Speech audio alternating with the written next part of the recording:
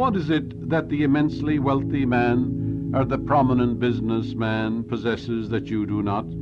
Only one thing. It is self-reliance or self-confidence. He believes in himself and the powers within him, both of which, of course, mean the same thing. Self-reliance or self-confidence are one. Confidence means with faith, faith in a principle, in the powers of your mind, just like an engineer has faith in the principles of mathematics, faith in the principle of strain and stress.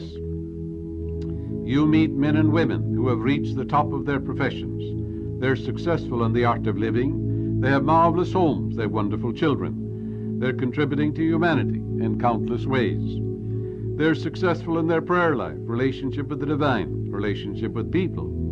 All this is due to their implicit trust and faith in that inner power within them.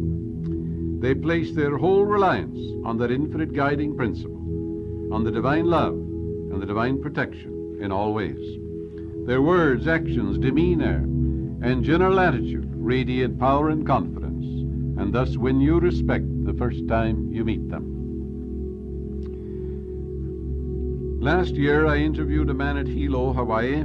He was very wealthy, but he sadly said to me, "I am nobody. No one cares for me." Frankly, no one did, for the simple reason that he did not respect or care for the self within him. He was down on himself, and if you're cruel or mean to yourself, others will be cruel and mean to you, for as within, so without. This man was down on himself, even though he had vast holdings of real estate and large bank deposits. I explained to him that he was constantly criticizing and belittling himself, and that doing that, others must treat him the same way, and that if he expected to accomplish precisely nothing of himself, neither would anyone expect any more of him.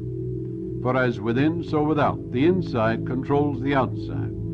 I pointed out to him that the riches of the infinite were within him and all around him. Shakespeare said, "All things be ready, if the mind be so." All he had to do was to call on the infinite presence and power, and it would respond to his thought. He began to use some of the great eternal truths of the Bible, which I outlined for him as follows. "Know ye not that ye are the temple of the living God, and that the Spirit of God dwelleth in you?